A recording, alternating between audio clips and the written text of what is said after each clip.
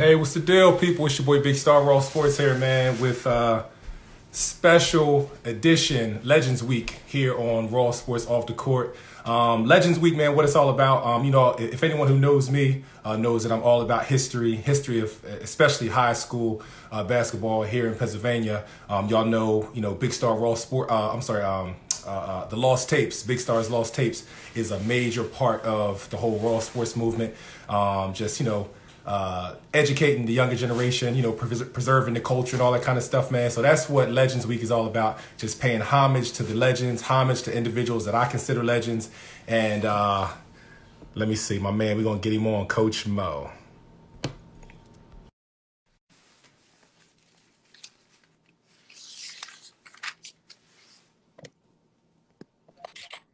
Coach Mo, Hey man, how you doing, buddy?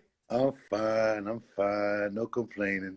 That's what's up, man. Hey, it's a pleasure to be sitting here with you finally, man. God is so good, man. It's long overdue on my part. I've been wanting to sit down and have a dialogue with you, just to pick your brain, allow you to tell your story, to educate the younger generation, and just for me to pay homage to all your accomplishments and what you've given to the game and all. I just pay homage to you, man. So this is my gesture to you, man. Thank you so much. You and I have been talking about doing this for a long time. So God bless coronavirus. No doubt. It's a lot of blessings that come out of cracks in the sidewalk, right? Exactly. Exactly. Hey, real quick. Yeah, I'm Go sorry. Go ahead. ahead. Go I ahead. just wanted to say, just before we go any further, just a minor housekeeping thing. The way this Instagram live thing works, my experience over the last couple of weeks, sometimes our cell phone reception can become an issue where, so if it becomes a time where you can't quite hear me, it starts to break up a little bit, a little too bad. Uh-huh. All you have to do is just X out, like just see a little X on your screen somewhere. The X out, that'll get you out of it, and then just go back in and send me a brand new request to start Okay. over. Okay. Very good. Yep. And also one other thing, how should I address you? Coach Mo, Coach How? What would you prefer to be addressed as Yeah, during the course? how old are you? I'm 42, Coach. You can call me Mo. Mo, all right, appreciate it, Mo. I just wanted to get that straight first and foremost. Gotta be respectful to Right. my man Mo. All right, so we're gonna jump right into it because I got tons of questions for you, and I just really appreciate this time. So everyone who knows me knows that I love the current generation. I love supporting new kids and all that kind of stuff. But equally, I'm in love with history. I love to pay homage to individuals like yourself. I just don't want the younger generation to forget. So when they see you at a game or anything like that, I want them to say, "Oh, that's Coach Mo." You know what I'm saying? That's Mo Howard. Like pay homage. Don't just walk by like, "Hey, old head." Like, no, it's deeper than that. These were the guys that were out here laying. These were the guys that were out here laying the framework, getting it done before a lot of these kids were even born, man. So I just want to educate the younger generation. And I just don't want people to forget about individuals like you, man. So that's why I do what I do. Well, I appreciate that, man. And I'm really, really humbled by all of this. I was just a young kid, just trying to play the best basketball that I could. It took me places that I never imagined. Yes. This is kind of overwhelming for me. No doubt. Well, I appreciate. I'm just glad have the opportunity just to give you your flowers while you're still here, Coach. Thank you. Thank All you. right. So my way of just kind of softening the mood and getting you ready. We're gonna play a game of 10 random questions. I'm gonna just throw 10 random things at you. All right, Coach. All right, Mo. Yes, sir. All right. Back in the 70s when you were doing your thing, what was the sneaker of choice from all ballers in the city and the playgrounds, and how much did it cost? Pro Cats, $12.99, baby. Pro Kids, Yeah. $12.99. Pro Cats had the gum rubber bottom, right? No So you doubt. could play indoors or outdoors. No doubt. So, And what store? Where would you go to get the Pro Kids? big store. Big The store. the big store. Got you. It's called a big store, right? So I guess it would be like an Army Navy store. Okay. And they had everything there. They also sold the John Smith shoe, Okay. which was a knockoff of the Converse. and that was $8.99. Okay. That's what's up. That's what's up. All right, so this is a big topic always, and it will always be, that barbershop conversation, that barbershop talk. When people are comparing the toughest ballers in the 70s and 80s and all that, whenever they talk about, you were there, whenever they compare like New York and Philly, playgrounds and all that kind of stuff, is it even? Or was one city above the other regarding like their legends and the guys that were doing it? Well, certainly because New York is so much bigger than us. They had a lot of players. I mean, they had a gazillion more playgrounds than we did. Gotcha, it makes sense. Yeah, so for us, the tail of the tape was really our Philadelphia New York Festival, where every summer, we would play against the best players from New York in Philadelphia and then in New York. So I would have to say over the years, Philadelphia has become the mecca of basketball. No doubt. Definitely. No doubt. What's your favorite cartoon favorite cartoon growing up? Astro Boy. Astro Boy. Astro Boy. No doubt. No doubt. Favorite music group growing up? Or artist? Group or artist? War. War? War. No doubt. Yep. Mm-hmm. What part of Philly had some of the best ballers? As if this were, barbershop conversation, barbershop talk. What part of the city would you say had some of the toughest ballers? Well, fortunately for me, I grew up in North Philly, and that's why I really learned how to play in North Philly. And when I became a part of the Sunny Hill League, I got cut from the North Philly team. Okay. And my coach sent me to South Philly. Got you. So from 9th grade to 12th grade, I played with the guys from South Philly, man, and they were TUFF, man. Word. Them dudes were tough, man. No doubt. No doubt. No doubt. So and we're definitely going to talk more about those experiences, later on down the line. But summertime cookout, what's on your plate, Mo? Barbecue chicken, corn on the cob, macaroni salad, tuna fish salad, and I'm full. No doubt. That's pretty much That's plenty. That's plenty. No doubt. Who inspired you when you were coming up, when you were in your teens, playing ball, and so who inspired you, whether it was basketball or just in life in general? Well, I grew up right in the midst of the civil rights movement. Mm-hmm. So, we all were enamored with Dr. King. We all thought that for Black people, he was moving the needle to a point where we could be or feel as though we were more equal. So I would have to say, whenever Dr. King spoke, I was trying to listen. Got you. Yep. Has, from your ears and from your eyes, from what you've seen and heard from your time playing until now, has the game of basketball changed in the playgrounds in high school? Just overall, do you think the game has changed or it's the same? There's certain parts of the game that never change. The dribbling, the passing, the shooting, the rebounding, that doesn't change. It's pretty consistent. But the other nuances of the game have certainly changed. For example, you mentioned the playground. Well, my friend Joe Bryant and I, we would drive all over the city looking to play against other cats that were always in the playground. The playgrounds were always packed. Mm-hmm. You know what I don't see a lot of either? What's that?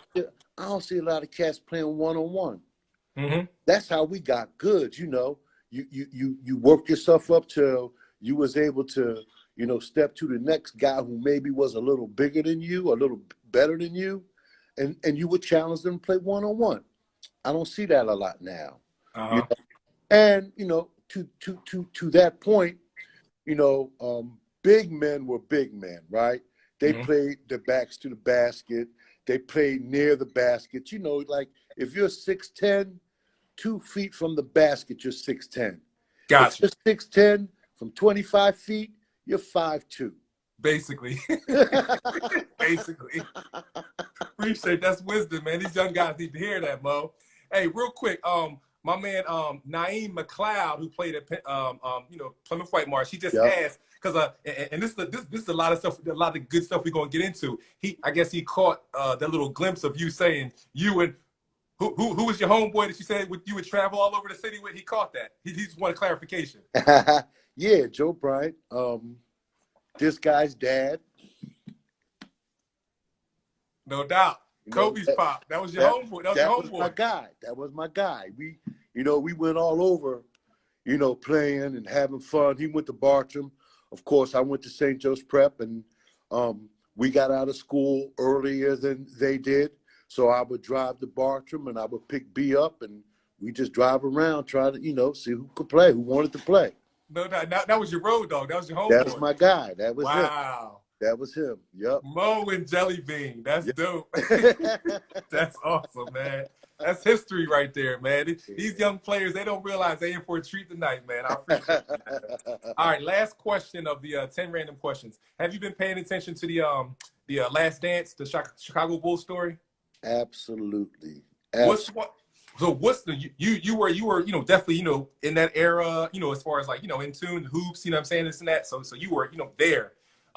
What's one thing that sticks out to you that you either didn't know or just something that was kind of stuck out to you regarding that series? Well, I'll tell you what stuck out to me.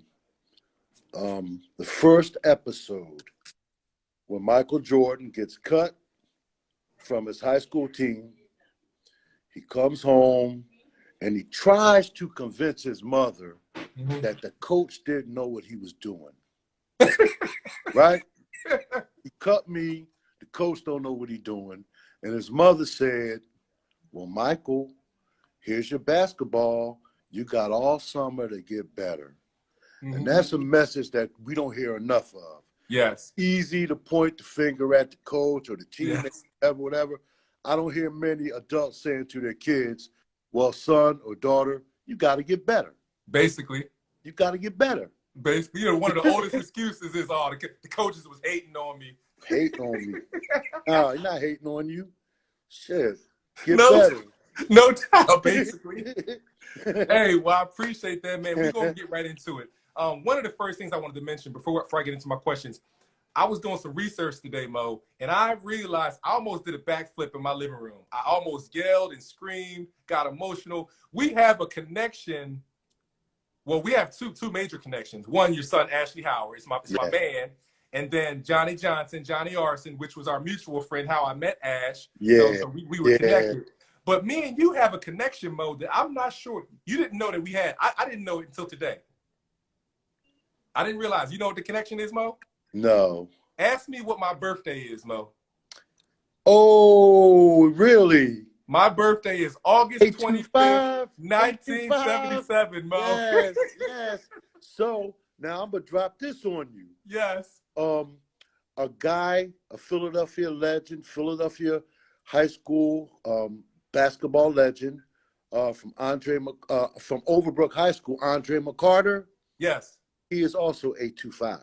What? Yo, in the building, 825, Mo. Let me, oh man, listen. When I found that out, I said, I was doing Wikipedia. I was doing some research today. I said, Mo Howard, born 825. I said, wait a minute, my man. Man. I knew there was something about you. August 25th, Mo. Special connection right there, man.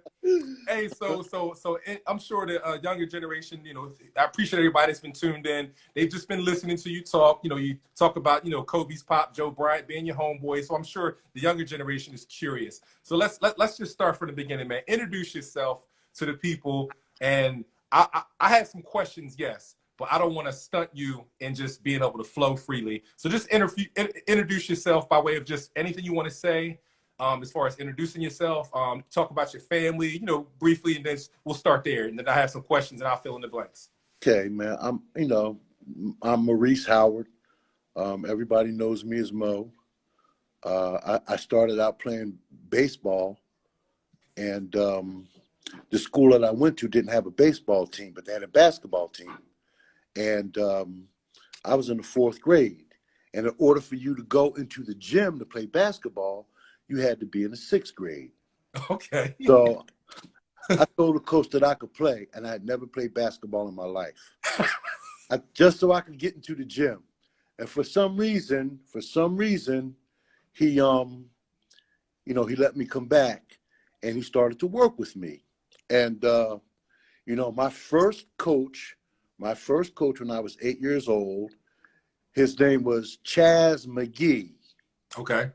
Chaz McGee is the older brother of Hall of Famer Herb McGee. Herb McGee, yes. Yep, Right. yep. Coach at Philly Philly U Textiles. or whatever. Yep. Right. And so he worked with me, and as an 8th grader, I averaged 35 points a game. Wait, and what? In basketball? Yeah. What? Yeah, in Philadelphia CYO basketball. Wow. 35 a game as a young guy. Yeah, yeah. And I was also able to dunk in the 8th grade.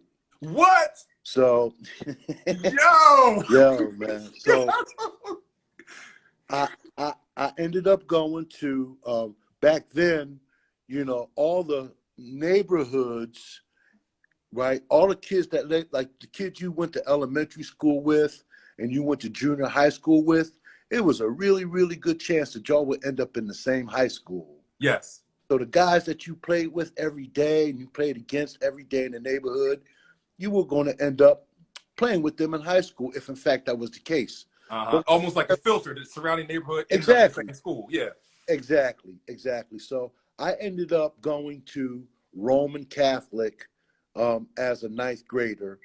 I practiced with the freshman team. I played on the JV team, and I dressed for the varsity games. I should say. I went to Roman Catholic for 3 months. I made the honor roll, and my father decided to transfer me to St. Joe's Prep. Okay. I did not want to go to St. Joe's Prep. And what was the reason? What was the reason for it? Well, the high academic rigor, of course. Gotcha. And I had no clue what was going on. So we play our first game. This was the first year that Speedy Morris won the Catholic League. Gotcha. And I would have been on that team. And I transferred to St. Joe's Prep, and I played on the freshman team there. So let me step back a little bit. So the first varsity game of the season, we play Archbishop Ryan. I think I scored like 26 points in the JV game, and I get a few minutes in the varsity game, and I come home, and my father says to me, I have my Roman uniform on, and I want to show it off, and he says, yeah, well, you could take that off because tomorrow you're going to St. Joe's Prep. Oh my God! Wow! And I said, I'm not going to St. Joe's Prep. He says, yes, you are. I said, Dad, I can't go to St. Joe's Prep. And he said, boy, if you say that to me again, I'm going to slap you silly. I said, Dad, let me tell you why I can't go to St. Joe's Prep. Yeah. He said, why? I said, because you have to take an entrance exam. Okay. And I did not take the entrance exam. So the next day, I go to St. Joe's Prep, and I'm sitting in front of the principal, and he looks at me, and the first thing he says to me is, you must know somebody, because nobody's ever come in here without taking the entrance exam. So I played on the freshman team there, and you got to know this about Catholic schools, right? Yeah. So as a freshman, everybody that goes to, all the freshmen that ever played basketball that goes to a Catholic school is a CYO All-Star. Yes. Everybody's a CYO All-Star. Uh-huh. I get to the prep. I've been practicing with the varsity and the JV at Roman, and I get to the prep, and there's got to be like 22 guys on the team, man. Oh my God. They had a no-cut rule before they knew there was going to be a no-cut rule. No doubt. Everybody made the squad. Yeah. And so, you know, because everybody had to play, or the coach tried to play everybody, I really didn't play that much. Okay. So that summer, the summer after my ninth grade year, um, Coach Sonny Hill started the Sonny Hill League. Okay. Okay. And around what year was that? This Put it in was perspective. 1968. Okay. 1968, 69. And as I mentioned previously, being from North Philly, you had to try out for the team in the area of the city that you lived in. So Okay. I went down to try out at Bright Hope Baptist Church. And that's for the league, like to be in the league. That's for the Sonny Hill League. So you couldn't just get on, like nowadays the parents pay the little fee, the little, and you in the league, you get a shirt. Your dad just couldn't pay you little couple dollars and you was on the team, get your jersey? So there were 5 teams: North Philly, South Philly, West Philly, Germantown, and North Philly, South Philly, West Philly, Germantown. With 5 teams, right? Uh-huh. So I go to the North Philly tryout. There's like 80 guys there. And while I'm in the layup line, the guy who's the coach, he walks up to me, and before I can even shoot a layup, he says, "Man, get out the line, man. You too little. Just get out the line." I had been cut. Why? I was a little guy. I mean, you know, I might have been like 5'10" or so, but my frame was small, and you could tell I wasn't, like those guys. Yeah, you know? yeah. So my high school junior varsity coach was a guy named, ready for this, his name was Frederick Douglass. Wow, Frederick Douglass. Frederick Douglass, and I'll get to that later. But Frederick Douglass, I went to Coach Douglass, and I said, he asked me how I did in the tryout. I told him I got cut. And he says, "Look, tomorrow, go down to the Mary Anderson Recreation Center and tell the coach there I sent you. It'll be a tall, light-skinned guy. He'll be yelling and cussing and fussing." Was that T and Claude, those guys? Yep. So I go down there, and for some reason, he kept me. Okay. I have no idea why he kept me, because those guys were good too. This was my first taste of really, really like playing against the South Philly dudes. So. And were they already established down there? You were the new fan trying to get on, or? He just kept me. I mean, they were like the best players from South Philly. Best players from North Philly tried out for the North Philly team, and the best players from West Philly tried out for the West Philly team. I'm from North Philly. I go down to South Philly. Nobody knows me, but he kept me. I mean, I mean, because, you know, South Philly, I mean, Philly's big, but it's still small communities. All the players know each other. All the faces know each other. So were you accepted, or did they give you a hard time, or the game got you over? I was a 9th grader. I was the youngest player in the league. Wow. I was the youngest player in the league. And I wasn't even thinking about being accepted. You know, I was on the team, and that was good enough for me. And I will say this, my 9th grade year, the first year and the second year that I played in the Sonny Hill League, I never played. Wait, what, Mo? I never played. You never got wrecked? I showed up for every game, every practice, and I never got in the game. Wow. Never. Ever. Wow. And wow. You know what? What kept you coming back? I always thought that one day maybe only 8 guys would show up. No doubt. Yeah. No doubt. That never happened. No doubt. That never happened. And were the games indoor, outdoor, or both? Everything was indoor. Okay.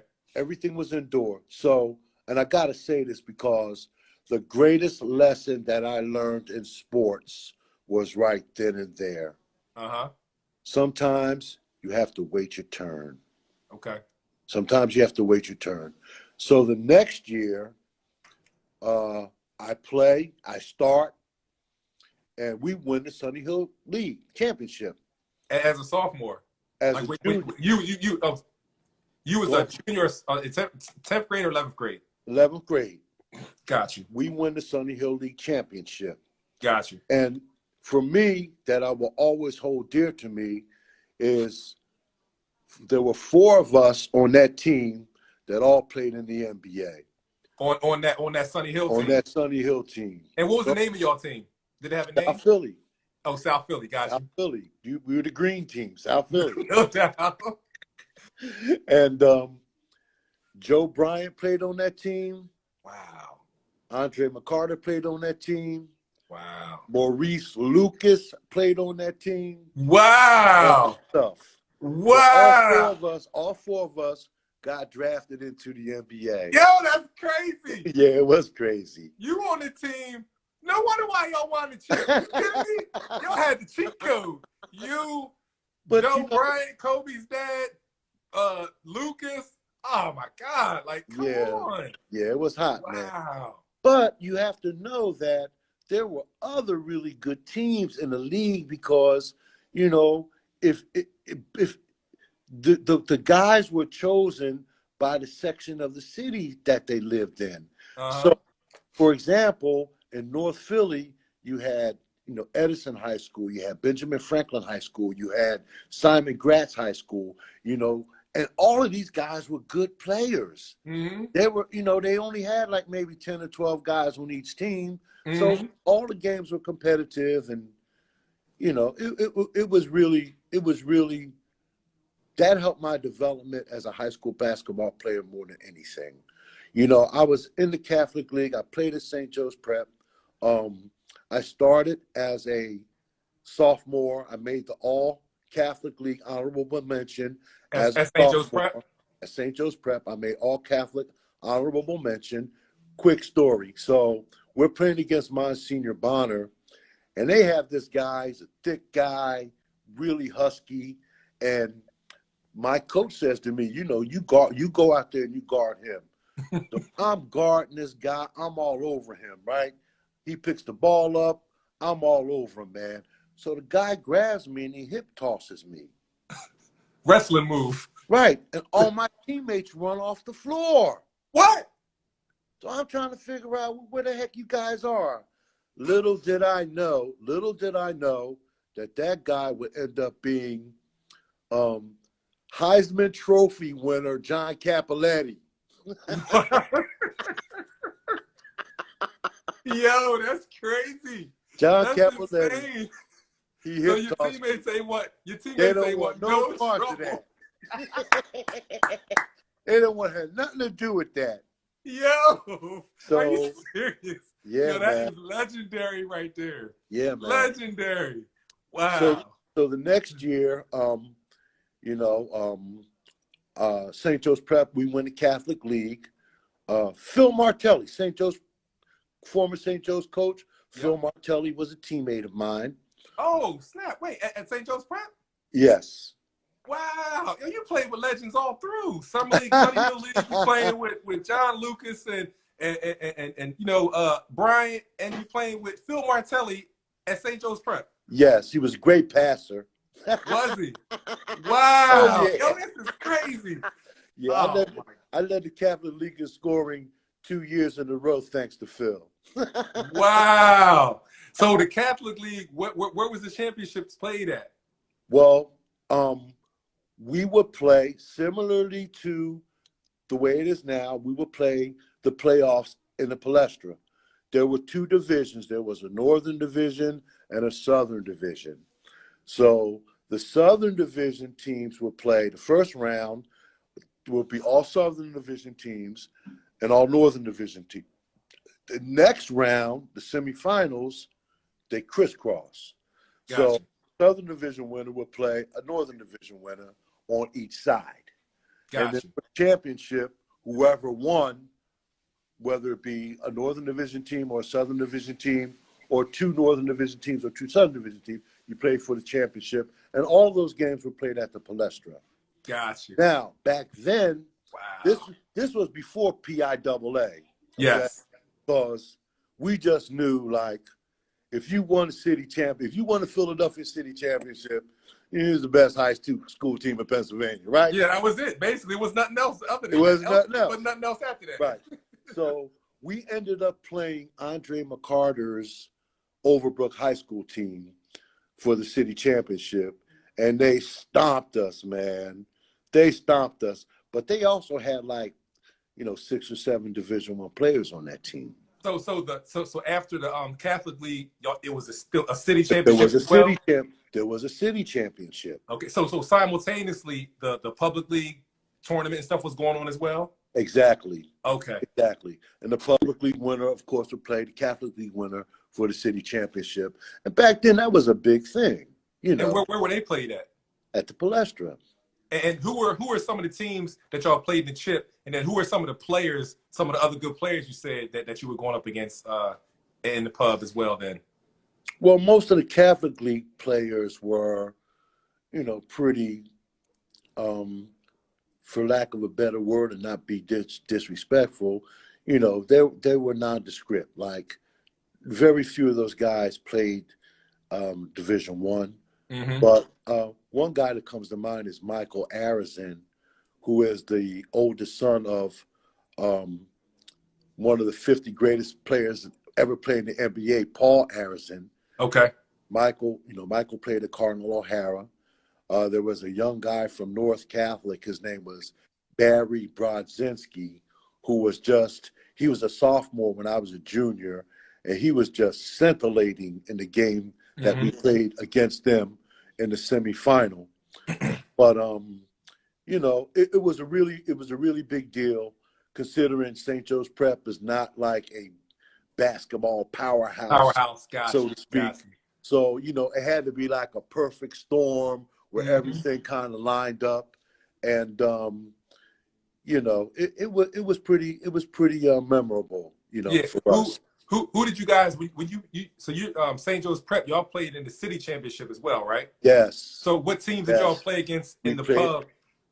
We only played the city championship. Now who did y'all play against?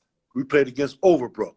Overbrook, got you. Okay. Andre McCarter, who went to UCLA, Kevin Washington, who went to Temple, Rich Laurel. I think Richard went to Hofstra. Okay.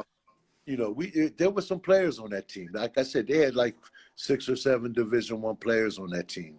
Got you. So continue. Yep. So my senior year, we didn't do so well. We didn't make the playoffs, but individually, I was able to win another Catholic League scoring championship, and ended up as an all-state player and a high school All-American. And back then, there were only 2 high school All-American teams. There was Parade All-American, and there was Parade All-American and the Sun-Kissed All-American. Okay. Now, there was a magazine that used to come out. It was a basketball magazine. It was called Street and Smith. Street and Smith, yes. Right. Street and Smith was like the ESPN of the underground hoop culture. Yep, it was, man. And I made second team All-American Street and Smith. That's major. And it was major to me because, I would go and buy Street and Smith and, just daydream about, like. And it was no ESPN, nothing like that. So if you were in the Street and Smith magazine, that was major. That took me in my head to where I thought maybe I would want to be one day, So having the opportunity to play against some of the very, very best players in our city, it certainly prepared me for my next journey, which was to the University of Maryland. Now, I have to say this so that, I could put some perspective to this. I went to the University of Maryland as a freshman in 1972.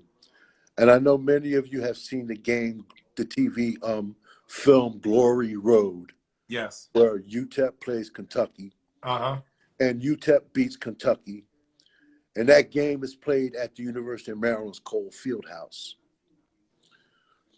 6 years prior to me going to the University of Maryland, the ACC conference had their first black player, just 6 years before I got there.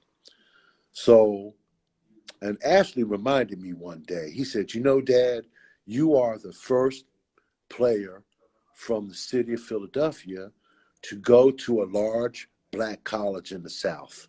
Wow. And, even though it's only Maryland, Yeah. You had to cross the Mason-Dixon line to get there, Yes. Of course. right? Yep. Yep. Yep. So people had asked me before, they said, like, well, why did you go to Maryland? Well, previously, the year before, when I played with Andre McCarter, he went to UCLA. Okay. And I can't even begin to put into context like what UCLA was like then. Uh-huh. I think they won 11 championships. Nothing we've seen, nothing I've seen since then could compare to the collegiate dynasty that UCLA was. Yes. They Yes. had all the best players. Uh-huh. There weren't very many players that played at UCLA who were from east of the Mississippi. Uh-huh. Walt Hazard from Overbrook High School was one of Coach Wooden's first players to play on the championship team. Kareem was another one. Yeah, Kareem from New York. Yeah. Henry Bibby was from North Carolina. Andre, of course, was from Philadelphia. And I would be hard pressed to name any other players that was from east of the Mississippi. But they were always a juggernaut. They would have undefeated seasons. Well, to my point, UCLA did not recruit me. They did not recruit me. Okay. And the guy who my coach at the University of Maryland was a guy named Lefty Drizel. And Lefty Drizel, when he came to pitch me about going to the University of Maryland, he said, "We're going to be the UCLA of the East." Okay. Okay. So I figured if I couldn't go there, the next best thing. the next best thing, right?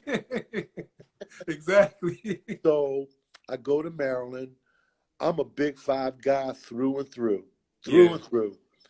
And because I chose to go to Maryland, I had no idea of what the ACC was like. Wow. I had no idea of living in the South, so to speak. And when this is a story. So, my freshman year, I played with 8 high school All-Americans. My freshman year at Maryland. And I can remember the first time we played pickup, I went into the gym, and because I was one of the last ones to get taped, they were already playing. So I was sitting on the floor, and I was looking at these guys playing, and I was saying to myself, Jesus Christ, you might have made a mistake coming here. The guys were so good. There was Lynn Elmore, and Jap Trimble, who played at the Power Memorial. Yes, and that's where Kareem Abdul-Jabbar went as well. Exactly. Where they were teammates in high school at Power Memorial. They were also high school All-Americans.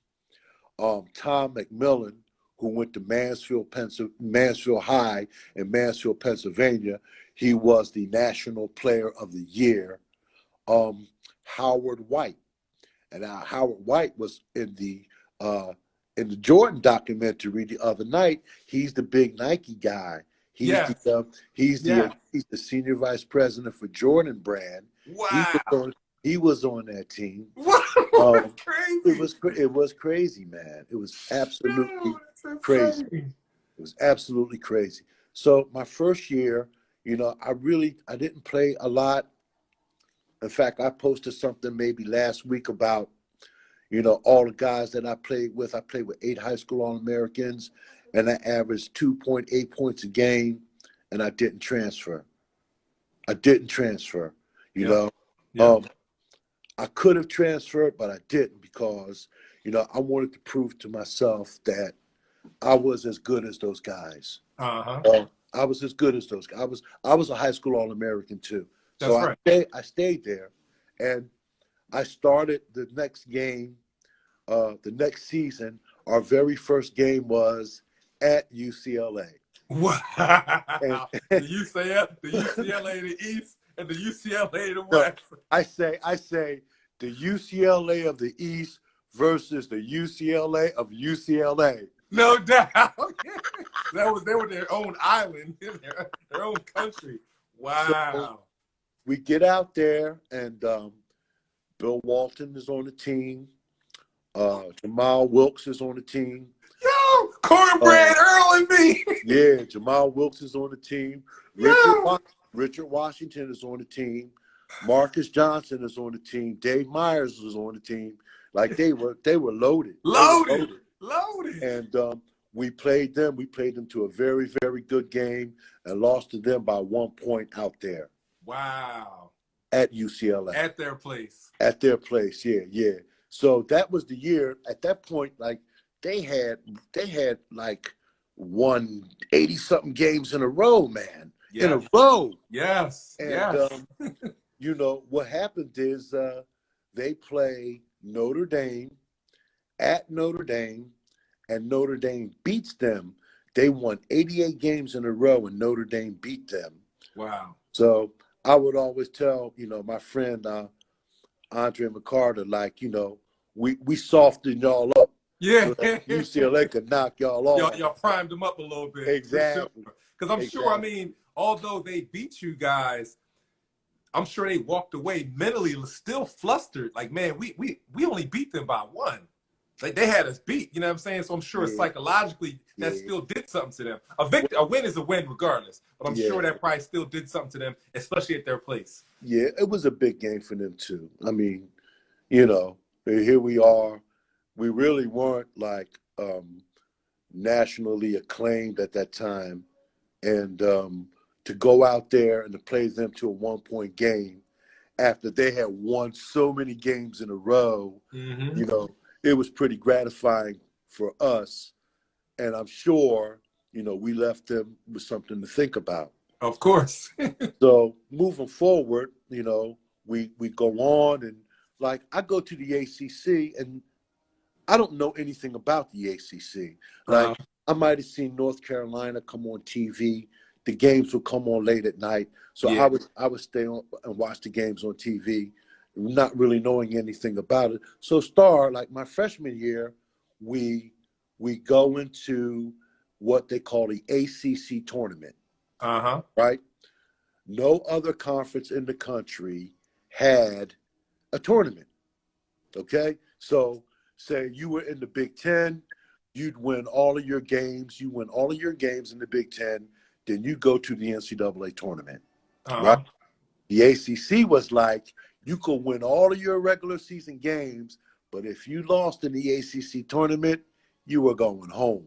Oh, wow. So you had to win the ACC tournament to play in the NCAA tournament, which at that time was only 25 teams. Wow.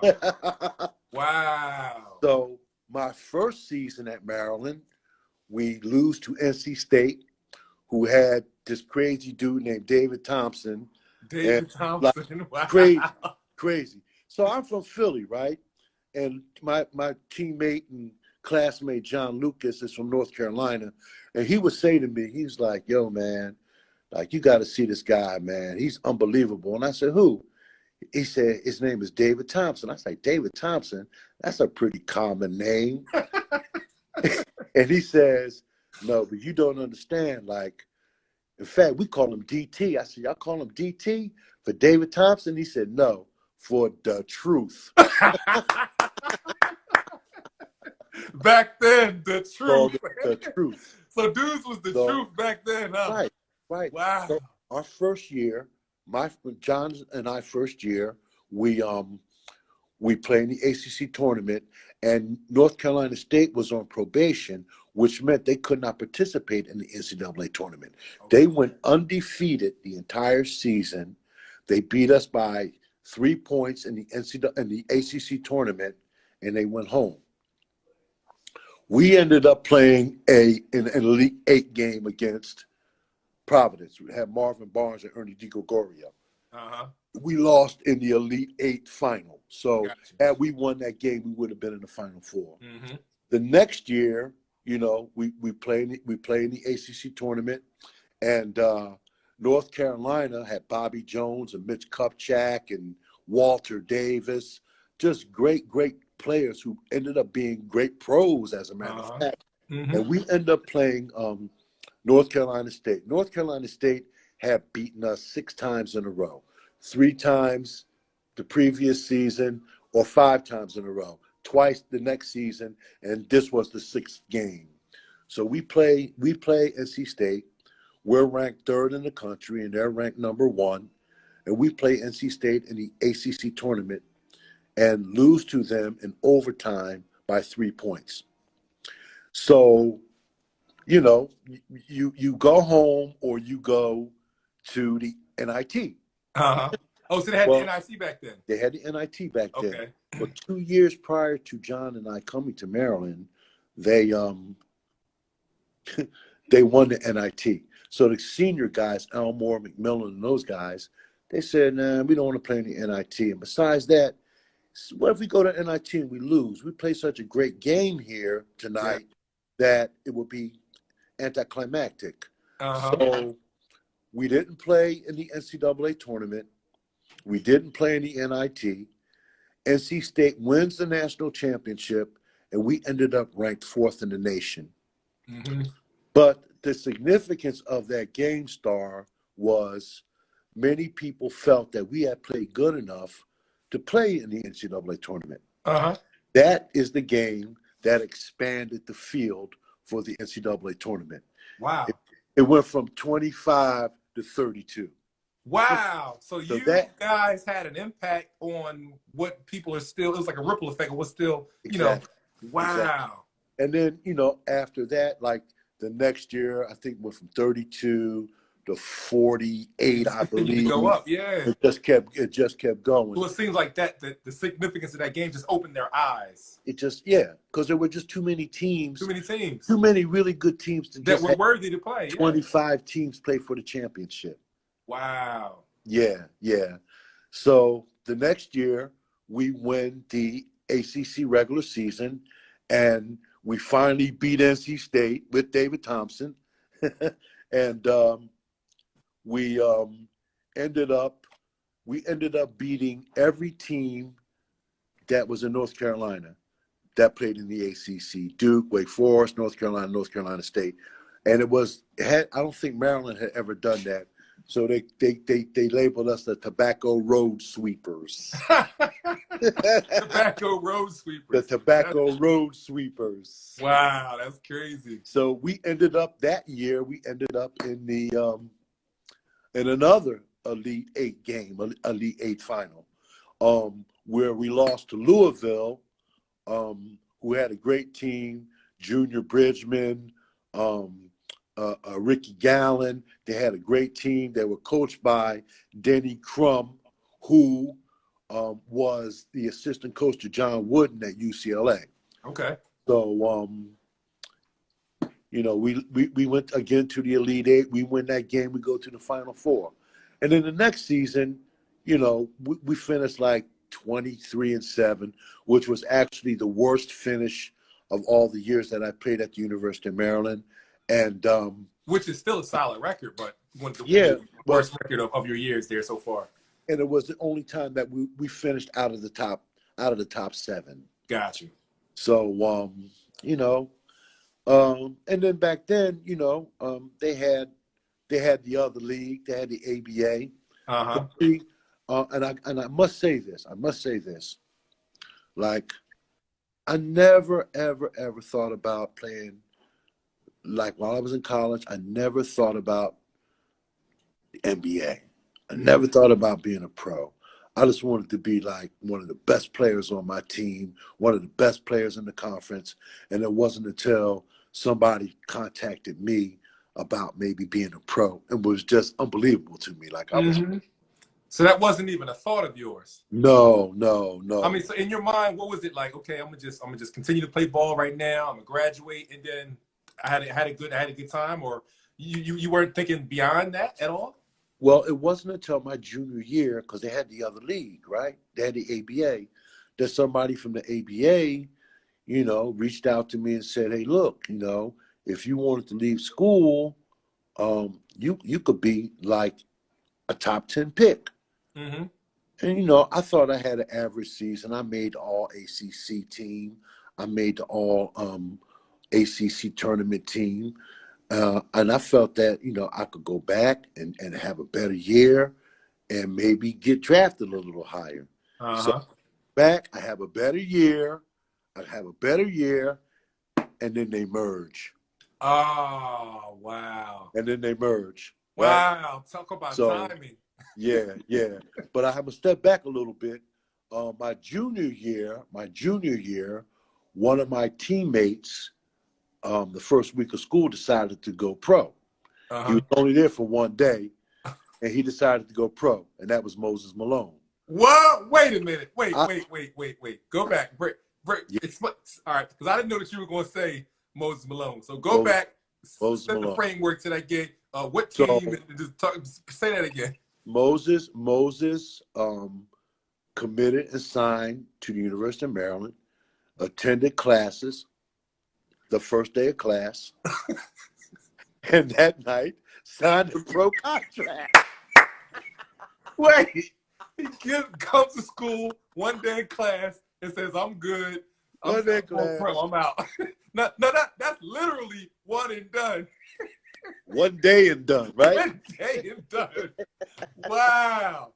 That's crazy. And I will say this. I have the privilege of playing with the first 3 high school All-Americans to have their jerseys retired in the Basketball Hall of Fame. Wow. That would be Tom McMillan, Mm-hmm. Tom Roy, and Moses Malone. Wow. That's amazing, man. It's pretty cool, man. Wow. Pretty cool. So, I ended up, they merge, and I don't know if you guys know about the merge in the ABA, but the ABA had 12 teams. They absorbed 4. There were 8 teams. So it's I believe the comedy with Will Ferrell, semi-pro, kind of eludes to it. Like they were talking about the merger, and in a comedic way they were talking about they were taking a few of the teams up, so they kind of like, but I guess the younger generation didn't really know the history innuendos in there, but I kind of, I guess, the same kind of thing. Exactly. So there were 4 teams. I got a question for you, Star. Uh-huh. What 4 teams were survived that that merged into the NBA, that survived as a whole team from the NBA? There are 4. The Spurs. Spurs is 1. Because didn't George Gervin play in the ABA? Ice played in the ABA. All right, so the Spurs. Were the Knicks one of the original teams? No. Spurs. I definitely know the Spurs, but I'm drawing a blank on the other teams that merged and came from the ABA. There they go, right there. Oh, Mets, Spurs, Nuggets, and Pacers. Oh, wow.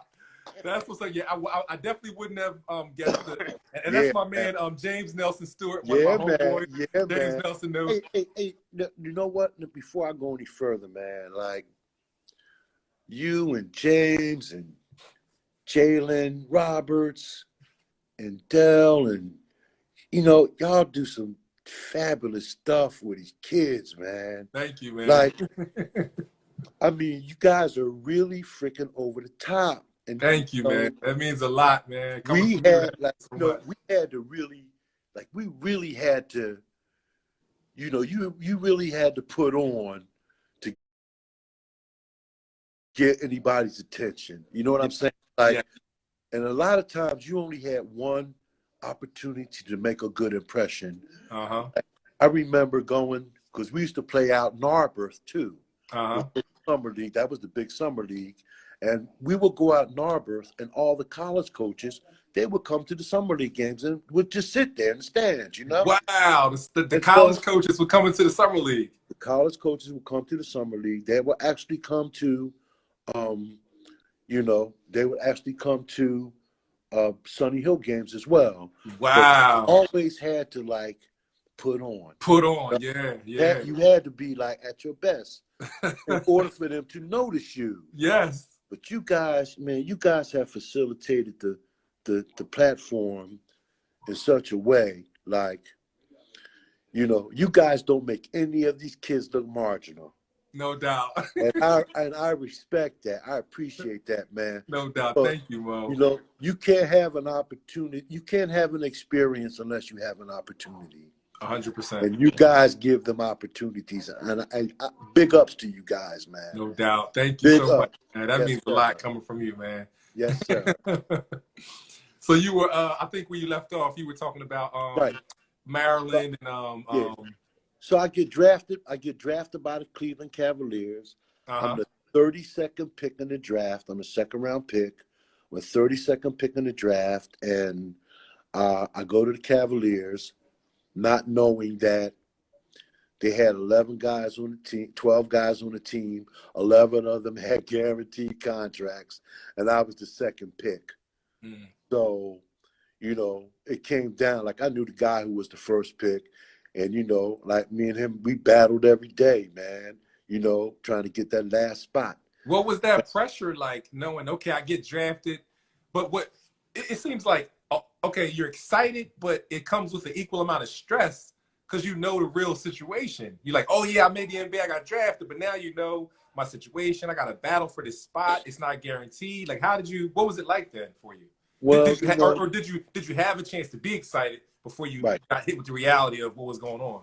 So having played, you know, at the highest level on the biggest stage in college, you know, I understood certain dynamics and nuances of the whole play, right? The game inside the game.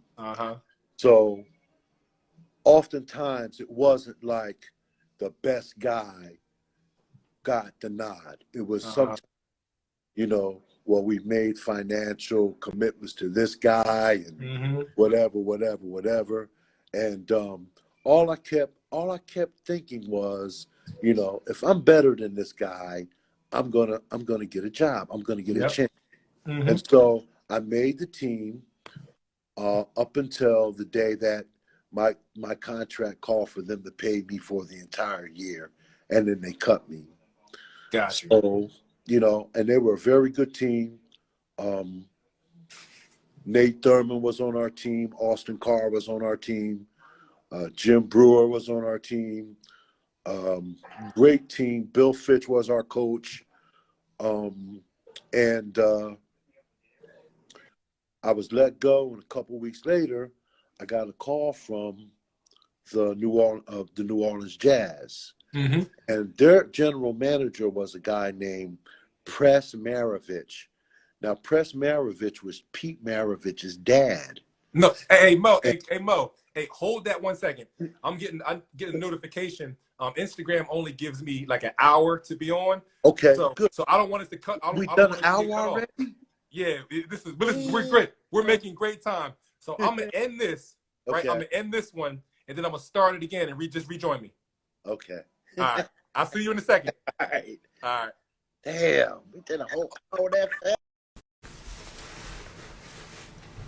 Hey, what's up, y'all? Hopefully you all are enjoying this history lesson. I told y'all it's Legends Week, man. Legendary stories being told, classes in session. We got my man, the legendary Maurice Mo Howard, Philly legend, Maryland University legend, NBA baller. He's seen it all. He's done it all, man. So we're going to get him back on. We talked for an hour from the 8 o'clock to the 9 o'clock hour. We already talked for an hour.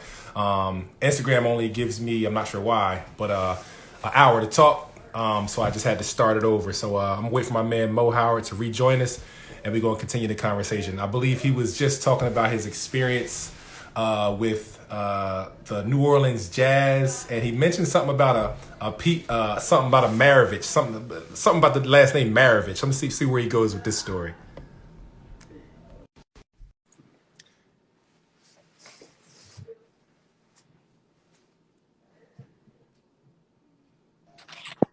All right, so we back.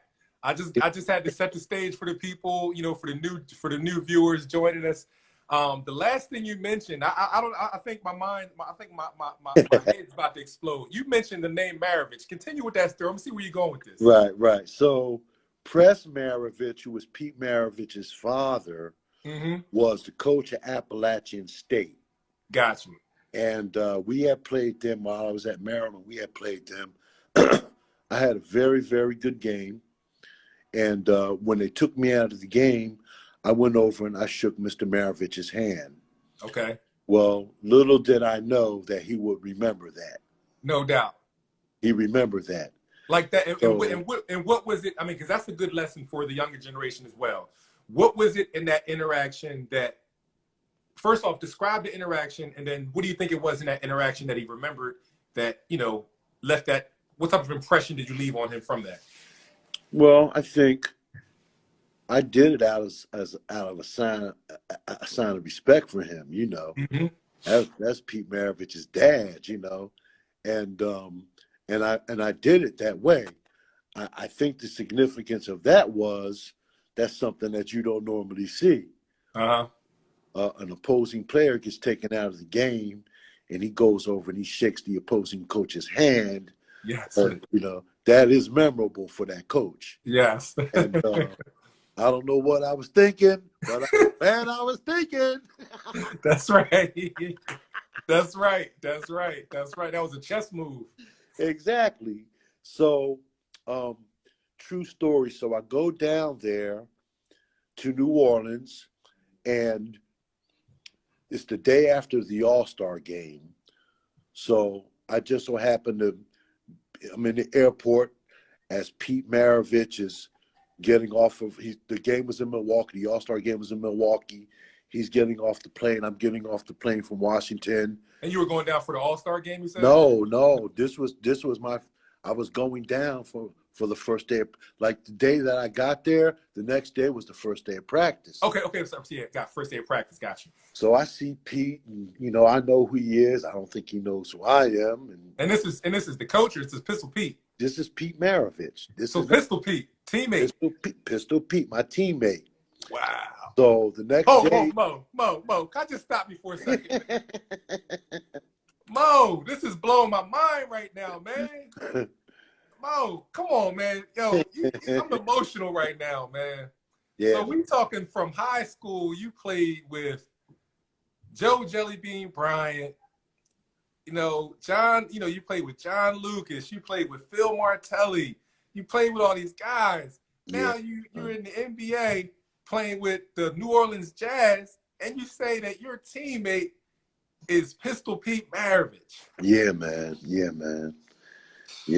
So the story goes, Wow. So the first day of practice, right? I don't know if he had jet lag or if he stayed out too late the night before, and we're practicing, and I'm giving it to this guy, right? To who? To everybody? To Pete Maravich. Whoa!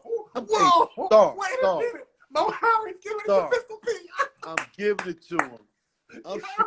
Let's go, Mo. Philly in the building. But Star, I'm shooting the thing all past his ear. You know what I mean? So, practice is over, and I'm feeling really damn good about myself, Yes. I'm like, man, this cat, he ain't all that. So what was it? Was it that Philly coming out? Was it that South Philly? North Philly. What was it, man? It was always trying to be the best player that I could be on the court. No doubt. That's all that was, man. So the next day, Star,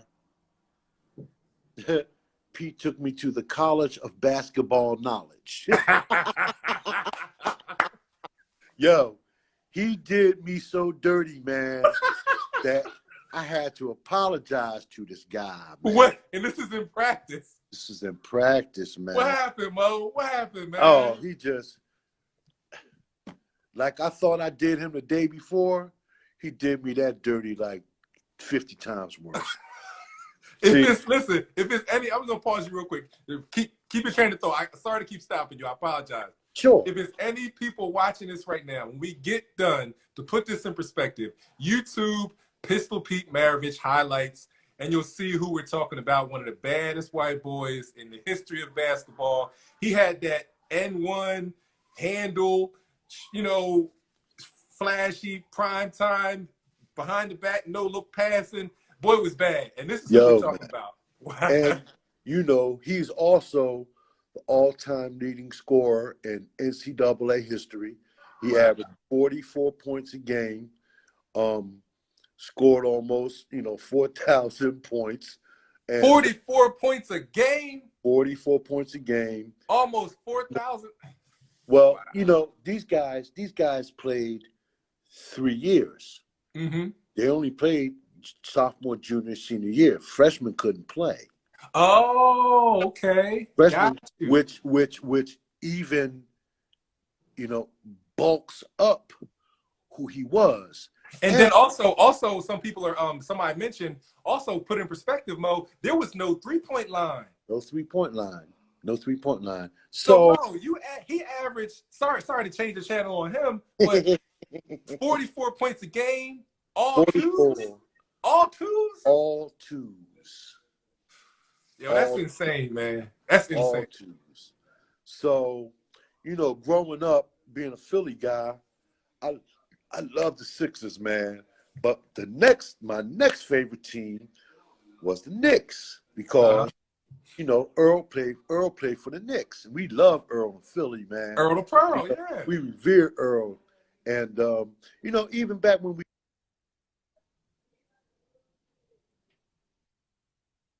he would come early to Sunny Hill games, man, to watch us play. And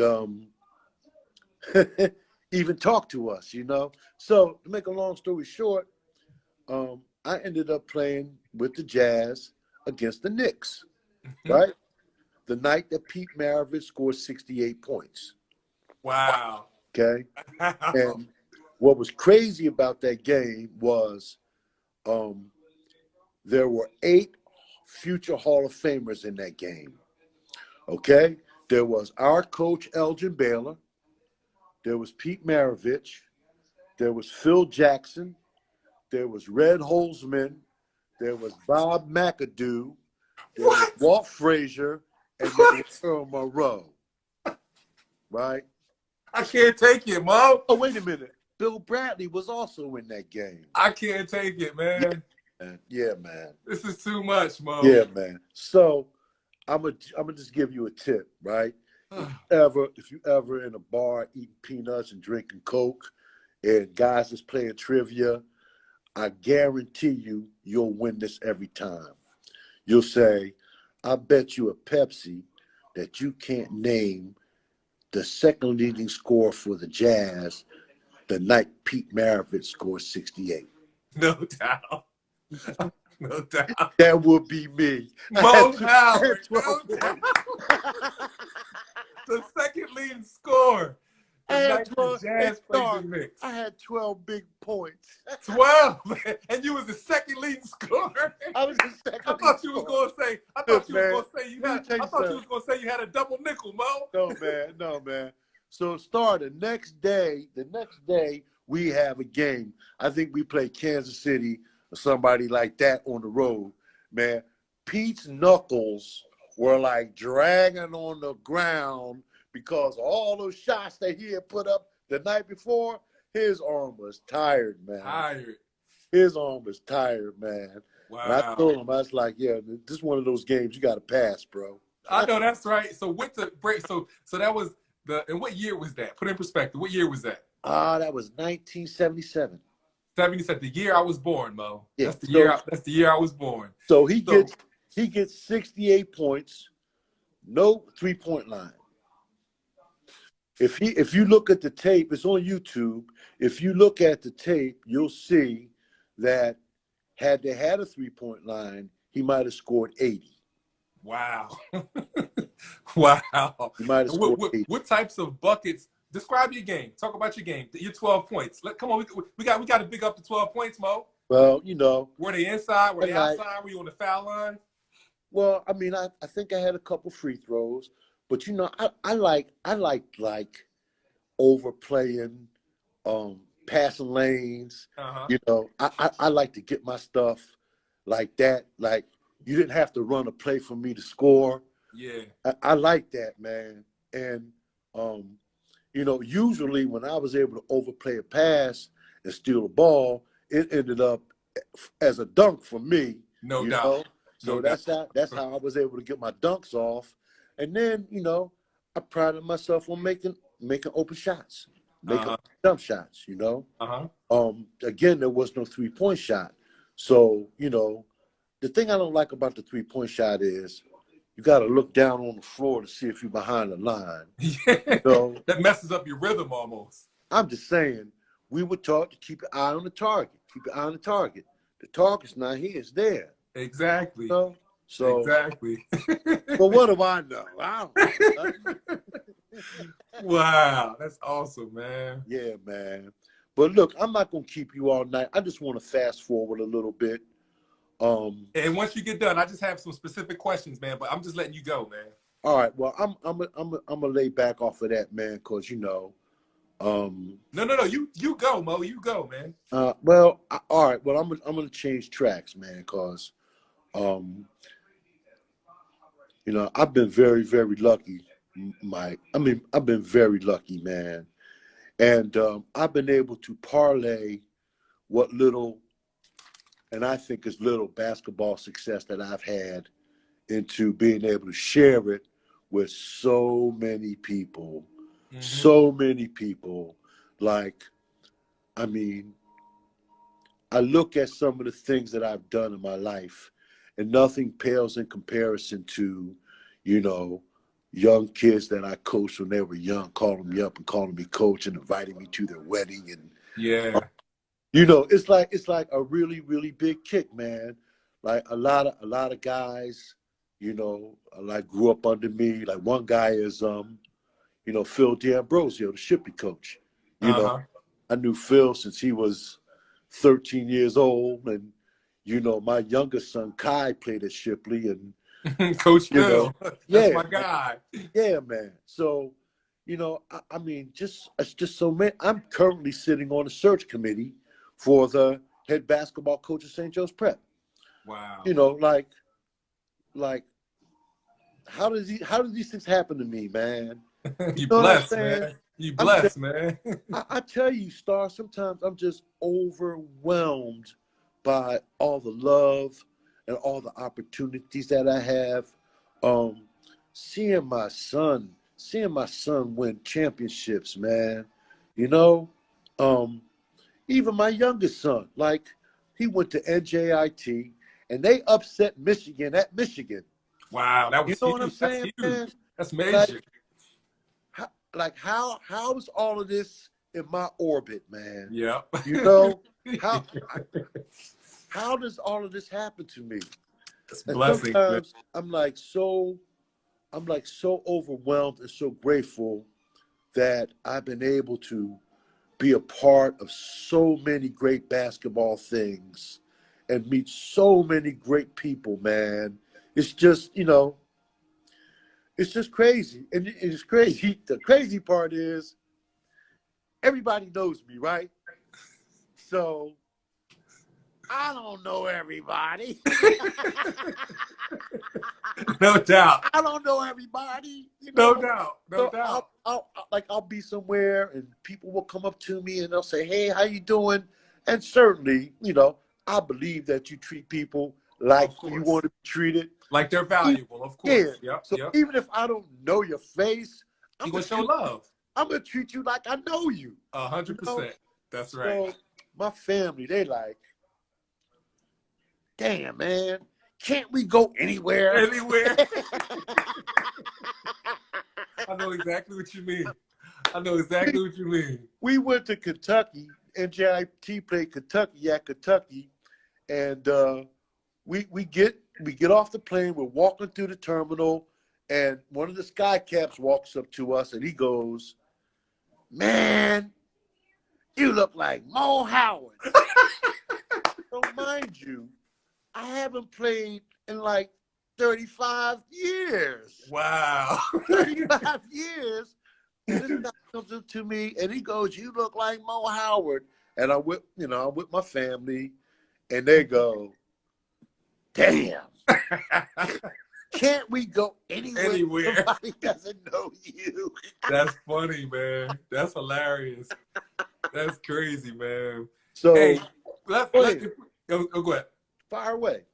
If we can go back, I want to go back a little bit real quick. Going back to the high school days and the playgrounds and all that kind of stuff. Um, who were some of the toughest players back then in the neighborhoods? The hooping, just the summer leagues and playing in the playgrounds. Two-part question. All right, first, when you and Joe Bryant, put in perspective, when you and Joe Bryant was going around to get some games, what neighborhoods, what courts were y'all going to? And then who were some of the best players y'all had, that was out there? Who was the man? Who was the man? We go we just drive around. If we saw a good game, we just pull over and get out and start playing. Mm-hmm. A lot of times, them guys wasn't having that, especially from you not being in the neighborhood. And then when you blow them up, then you got to hurry up and get out of there. Wow. So, oh man, there's so many guys, man. Jimmy Baker, Willie Taylor, Romy Thomas, Reggie Kitchen, Dennis Matthews, Lynn Greer, the senior, the real Lynn Greer, as I say. Yeah. My man Grump, Phil Walker, Phil Brown, Chubby Cox, Willie Cooks.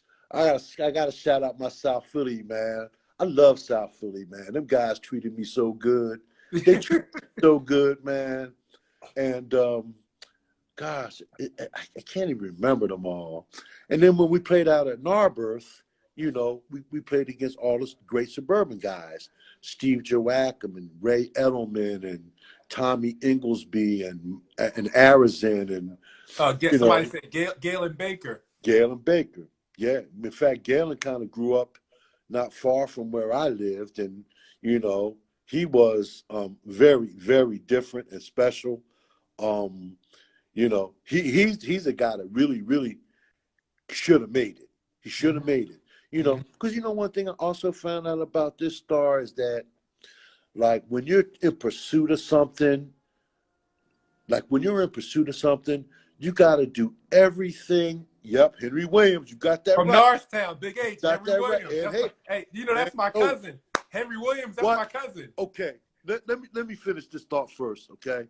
So appreciate that, Nelson. Appreciate that. You got to do everything that you got to do or you're supposed to do or that's required of you. And then you got to do a lot of stuff that you don't want to do. Uh-huh. I always said, like, the guys that I played with in middle school, we were all on this level. And so when we go to high school, we're on another level, but that platform gets smaller. Yep. And every time you go up another level, that platform gets smaller. Everybody can't stand on these platforms. True. Guys you played with in high school, you don't see them in college. And conversely, guys you played with in college, you don't see them in the pros. Uh-huh. Anyway, Henry Williams, my Henry Williams story. Wow. So we're playing up at Concha Hawk and Donna Frio class. So Henry Williams, I'd never seen him before. I heard about him, right? So he comes down court and he shoots like a legitimate 25-footer. From deep, yes. Swishes. Yes. Right? He comes down the next time, he shoots another court with his left hand. Hold on a second. Our reception broke up a little bit. Repeat that again. You said he came down, hit the first 20-footer. Then what else? Right. He comes down the next time on the left-hand side of the court, and he shoots a 25-footer with his left hand. Wait a minute. He comes down on one side, shoots it with the right, and another jumper with the left hand. Insane. Let me get my charger. Hold on. Yes. Hey, people, if y'all are just now tuning in, you are listening to the sounds of Maurice Mo Howard, Philadelphia legend, University of Maryland, Cleveland Cavaliers, New Orleans Jazz, playground legend, Sunny Hill legend. He knows all the players.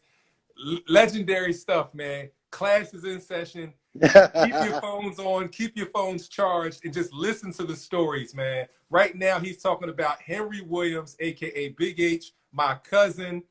I grew up. Oh man, God rest his soul. Rest in peace, Henry Williams, man. Yeah, But man. as Yeah. a young person, I would just hear the stories of Big H, Henry Williams. But I was just born in the wrong era, man. Because Fabulous legendary. player. Fabulous. Wow. He was a big, strong guy too, man. He was like 6'6", had the handles, was quick, big and strong dude, man. He was just an unbelievable, unbelievable guy. And he was a lot of fun too, man. Wow. Wow. He was a Classic lot memories. of fun, man. Yeah. In fact, you know what? I appreciate that, James, because I hadn't thought about Henry in a long time. And he was one of the guys, like, in the beginning of the Baker League, there were certain guys, that people would come and see. And Henry was one of them guys. Okay. So way up from the suburbs, way up from the Northtown area. Exactly. He was making a name in the city. That's major. Exactly. We heard about him in the city, but, he didn't play enough in the city for people to see him. So when he played, man, he pulled a crowd, man. It was almost like, yo, there you go. There you go. Bad dude, man. Wow. Bad dude. Yo, that's legendary. Yo, what about Louis Lloyd, Black Magic? Tell me about him. Well, Lou was a little younger than me. Okay, younger, much younger, got you. Yeah. But I love that dude, man. I love Louis Lloyd, man. We used to have some deep conversations, man. And, again, like people would say to me, man, people used to watch you on TV when you were at Maryland. And I never really thought about it like that, Uh-huh. Never really thought about it until maybe about 3 or 4 years ago. I got inducted into the Black Basketball Hall of Fame. Congratulations. Yeah. And Philadelphia Black Basketball Hall of Fame last year. And I got inducted with several guys that I really, really loved and respect, man. Nate Blackwell and Michael Anderson. And those guys got up there when they accepted their awards, and they talked about how they used to look up to me, like how they used to watch me. And Gene Banks was like, had it not been for you going to Maryland, there's probably no way I would have ever thought about going to Duke. Wow. And again, like I'm a 18-year-old kid. I'm just out there playing. I have no thinking of what's happening. No concept of what the bigger picture was going on. All I wanted to do was be the best player on the team, on the floor when I played. That's all I wanted to do, man. And all the other stuff kind of just fell from heaven. No doubt. Hey, questions. Something I wanted to know. Like, Go ahead. I'm a cameraman, and I got a lot of energy. I get excited. Yes, I love. yes. I just love it. I just bring energy when I'm filming. And so these days, 2020, it's certain moves, whether it's kids getting crossed over, he fall on the ground, that makes the people get crazy. Guys showing the handles, this and that. What type of stuff back in the Baker League, Sunny Hill, back in Philly in the summer leagues and stuff? What type of moves, what type of plays would get the people going crazy back then? Like the oohs and ahs and make people run out the stadium. What type of stuff would happen? So, wow. Like when you talking about Showtime, what was Showtime back then? So we were the first people, okay, in the Philadelphia New York Classic, they had 14 and under, 16 and under, 18 and under, and unlimited. And in the unlimited team were usually pro guys, right? Wow. Pro guys and guys that were college seniors, and from New York they were bringing the legends. And this one particular summer, like there was a guy who was playing for the New York team, and nobody knew who he was. Nobody knew who he was. And where was this, in Philly or New York? It was Philly. It was in Philly, and this dude turned it out. I mean, he was picking the ball up and it were very few guys who had hands big enough where they could actually pick the ball up off the dribble, right? Pick it up off the dribble with one hand and throw it. So we were fortunate enough to see Julius Erving the summer after he decided to go professional. And the crazy part was it was him and Connie Hawkins on the same team. The New York team? So, yeah, for New York. So that came and played in Philly. Came and played in Philly, yeah. Dr. J and Connie Hawkins. But now, there was a guy. Yeah, there was a guy. What happened? All right, I'm frozen. I got to go back out and come.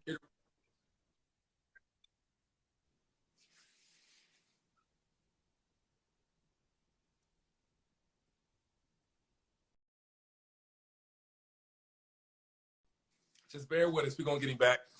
I told him if he has any reception issues, just to exit out and come back in. Legendary stories, man. If you're just tuning in, man, this is legendary stuff, man. Yeah, this is worth the wait. So just don't jump out, jump back in. My man Mo's I'm gonna get him back in. Played in the New York versus Philly Classic against Dr. J, man. Oh my God, this is legendary stuff, man.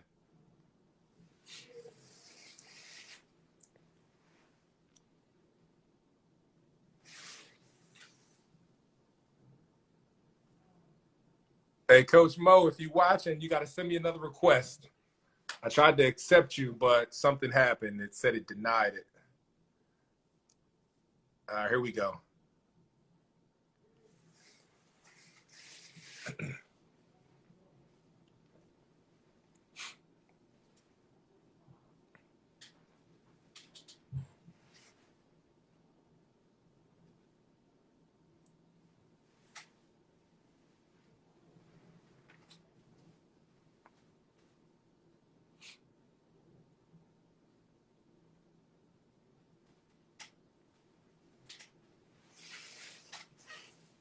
Waiting for my man, Coach Mo Howard, to jump back on. He was just telling a legendary story about New York Philly Classic playground game against Connie Hawkins and Dr. J. He said no one knew who Dr. J was at the time. They just was at all at how he was just picking the ball up, palming it, just right off the dribble, slamming it. Legendary stories, man. I think he's having some reception issues, some technical difficulties. We want to try to get Coach Mo back on. Let me see.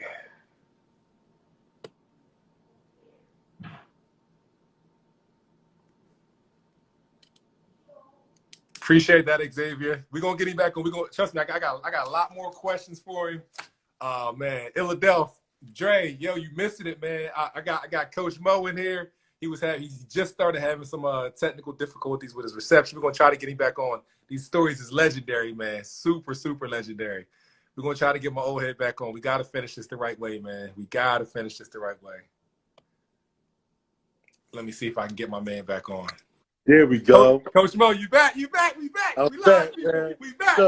So my daughter, hey, Lo, my biggest fan and my biggest critic, she says, "Fix your phone. You're embarrassing me." I just saw it right there. Hey, listen, but I told the fans it's worth the wait. We will sit there and wait through the technical difficulties. I'm just sitting here waiting all night. We're gonna get this. We're gonna get it right, Coach. Listen, just rerun it, Coach. Just to put it in perspective, if anybody's just joining, Coach Mo was just saying he was telling the story of the New York Philly Classic, and it was a guy that played in the game from New York that nobody knew, and it wound up being who? Julius Erving. But wow. dig this. They just called him Doctor. They just called him Doctor? They called him Doctor. Yeah, that's Doctor. So tell me how the game went. What was he doing in the game, man? Oh, great. Like I'm saying, there were three guys that I saw. The first guy I saw was Connie Hawkins bouncing it and picking it up with one hand, give you the windmill. Well, you know, Doc was the same way, except at that time, Doc had a lot more energy because he was younger. You know, I guess I had have been 23 or 24 when he first came to Philly. You know, but those games were legendary, man. Now, there was a guy who played in that game who was about 5'9". He was the only other person that I saw at that point was as quick and fast and under control with the ball as him was Tiny Archibald. Uh-huh. This guy's name was Victor Kelly. Uh-huh. Crazy. Crazy. I mean, he would go to the basket and stop and jump in the air and do a 360 and lay it in. This was just stuff you could only, like, I see so much stuff star that if I tell you about it, you say it's impossible. Like what? Like you what? have Tell to me. see it. All right, well, I saw George McGinnis one time in the Baker League, right? He goes, because you know George McGinnis played for the Sixers. Uh-huh. Right? George comes down, he goes up, he puts the ball, he's palming the ball, he puts the ball in the basket, takes it out, right? Goes underneath a guy, lays it in, and gets fouled. Yo, that's insane. Lays it in and gets fouled, man. It was crazy, man. We had some good games, man. Great games. What was the energy? What was the atmosphere like back then? Like in the Baker League, Sunny Hill Leagues, or like outdoor summer leagues? Was it crowded? Was it DJs? What was the atmosphere like back then? No, we didn't do that. We had an announcer. Okay. His name was Reverend Saul Murphy, and he had this great voice, you know, and he would say, "Welcome to the Baker League, where anything can happen. Usually does." Wait a minute. One more time. Run that back, DJ. Yeah, man. What does he say? He said, "This is the Baker League, where anything can happen, and usually does." I love it.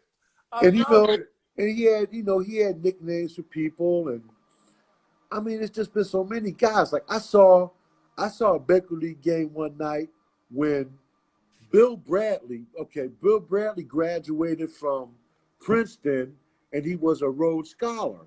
So he went off to Oxford to do his year or 2 years, whatever it was. And he would practice. He would come to the Baker League, get on, and come to the Baker League and play. Well, I saw Earl Monroe a shootout for the ages. I think Earl had like 63 and Bill had like 59 or something crazy like that. And I mean, it was all on the flow of the game, you know, great shooting, great passing, you know, a lot of really, because, you know, the Philadelphia is the oldest pro summer. It was the oldest pro summer league in the country. The Philadelphia Baker League started in 1960, right? The Rucker League started in 1970. Wow. 10 years, it was the only professional league in the United States. Everybody, all the pros came to play in the Baker League. Like the guys from Philly, you know, all the guys from Philly for the Sixers, they would play in the summertime. Some of the guys would bring their teammates. Some guys would they knew they could get a run, you know? It was spectacular, man. It was spectacular. And you also have to remember, days like in the mid 50s, early 50s, you know, they weren't letting brothers play in the NBA. Brothers, they had a quota. So a lot of cats didn't get a chance to play in the NBA. So what was really, really big, the Eastern League, okay? You had a lot of great players, man, that in the Eastern League who some of them were eventually in the NBA. Like one of the guys I revere who played in the Eastern League was Ray Scott.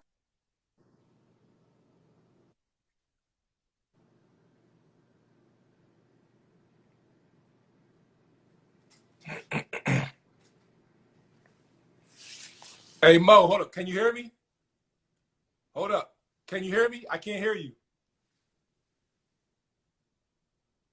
I can't hear you.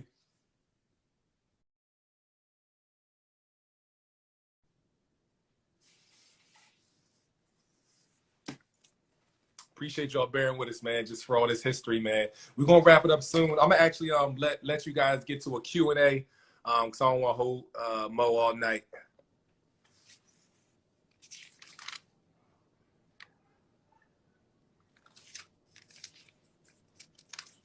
Okay, can you hear me? Yeah, I can hear you. Can you hear me? Yes. Hey, this is what we're gonna do. We're just gonna, if we need to, we're just gonna reschedule for just a future time to tell some more stories if we need to. But I wanna kind of wrap it up. I wanna wrap it up soon. So I don't want to hold you all night, and I'm just so honored, man, at the stories. This is beyond legendary, man, beyond legendary. So one quick question. For the people that are watching right now, I'm gonna just ask like one or two more questions, and then I'm gonna just open up for a quick Q&A. If anybody has any questions for you, and then we'll wrap it up. Can you hear me?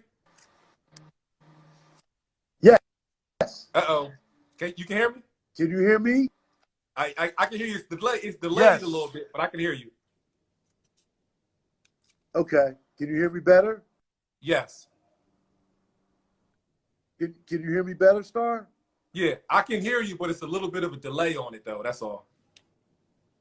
Okay. You want me to go out and come back in again? I guess, yeah, we can try it one more time. All right. I All was right. trying to tell us something, Star. Right. Time to go to bed. Hold up. Yeah, all right. Hey, daughter, tell him to get his reception together, man. He's killing us. I appreciate it. Appreciate y'all tuning in. Appreciate y'all hanging in there with us. We're gonna get it together. Third time's the charm. Third time's the charm.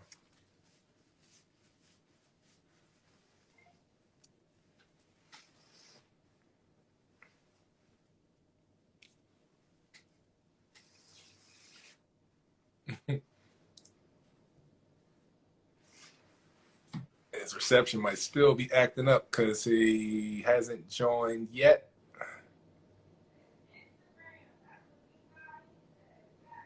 Yeah, I think it's Instagram. I ain't gonna put that on Mo. That's Instagram. Instagram. When they had the Erykah Badu versus uh, Jill Scott battle, they Instagram was acting up and everything too. So we're gonna get it together.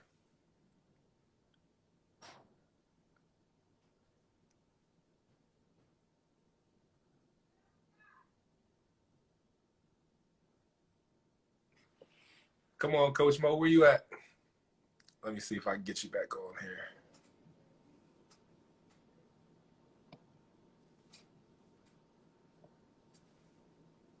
All right.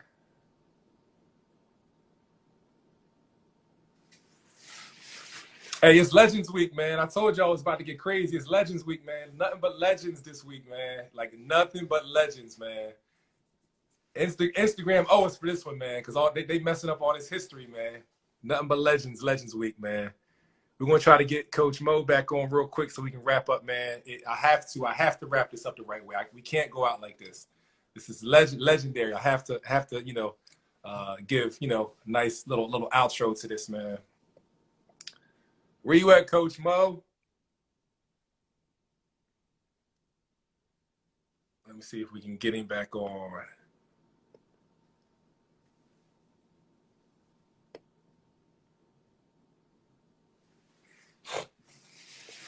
We're gonna wait.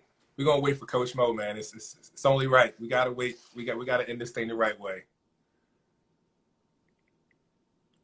If anybody tuned in on the tail end, man, you rocking with Big Star Raw Sports off the court, man. It's Legends Week. We have had Coach Mo Howard on. God willing, he can get back on just so we can wrap up. So I can, just say a few, words of just appreciation to him and everything. But I can't even, I can't even begin to replay or recap the stories that he told us, man. Legendary stuff. This full interview is going to be on my YouTube channel, Raw Sports Films. On YouTube, just go to YouTube, put in Raw Sports Films, and the entire interview is going to be up tomorrow. Hopefully we can get Coach Mo back on. I want to see him one more time.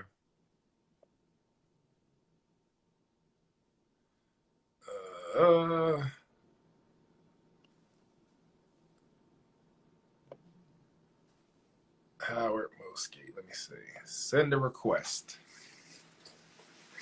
Where you at, Coach Mo? Hopefully we can get Coach back on. If there's anybody who has any questions, I got my notepad here. So if we are able to get Coach Mo back on, just, shoot me a couple questions that we can ask Coach Mo, and then we'll wrap it up. We're going to get this done. We're going to get it done. Trust me. Teray Morton, I got you. Yep. I wrote that down actually earlier in the broadcast. I saw you had asked that same thing.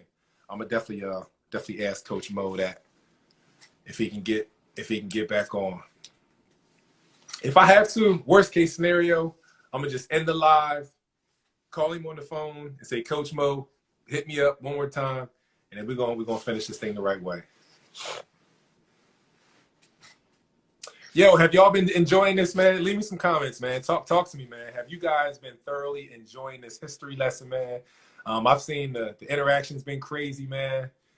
Can you ask Coach Mo if he has any guy who came before him at prep that he looked up to? I will. I definitely will. Anybody at prep that came before him that he looked up to? I definitely will.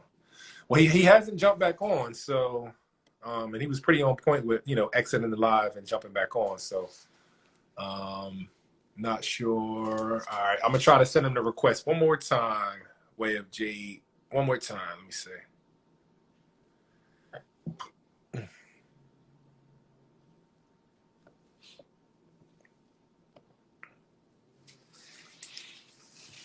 All right, I just sent Coach Mo the request one more time. If he doesn't pick it up this time, I'm gonna just exit the live, call him on the phone, see where we at, see if he's able to jump back on. And then if y'all see that I went live again, just jump right back on. But yeah, man, just talk to me, man. Leave me some comments, man. Let me know how you guys have been enjoying Legends Week. And then listen, this is Legends Week. I didn't say it's Legends Day. This is Legends Week. So if y'all enjoyed this, y'all definitely gonna enjoy tomorrow. Y'all truly gonna enjoy Wednesday. Tomorrow's Wednesday. Y'all definitely gonna enjoy Thursday. Friday is gonna be crazy. I got something insane set up for. I mean, listen, if we starting out like this for Legends Week with Coach Mo, and y'all getting all these stories, y'all can only imagine what the rest of the week is gonna be like, man. It's gonna be crazy, man. That's why this is Legends Week, man. Here on the Raw Sports Network, man. All right, so so this is what we're gonna do. I'm gonna exit the live, save it to my story, and I'm gonna hit up Coach Mo, see where we at. And if y'all see me go live again, just jump back on so we can wrap up with Coach Mo the right way. All right, peace and God bless y'all. See y'all in a second.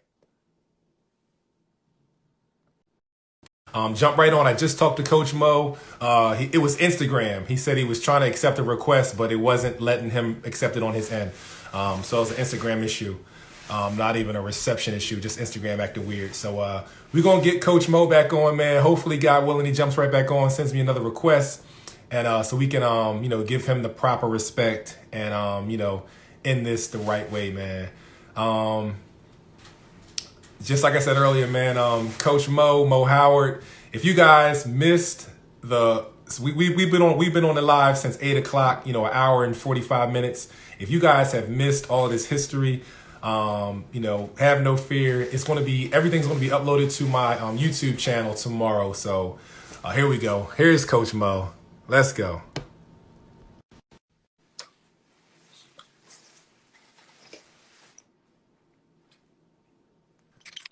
Coach Mo, we back. One more time.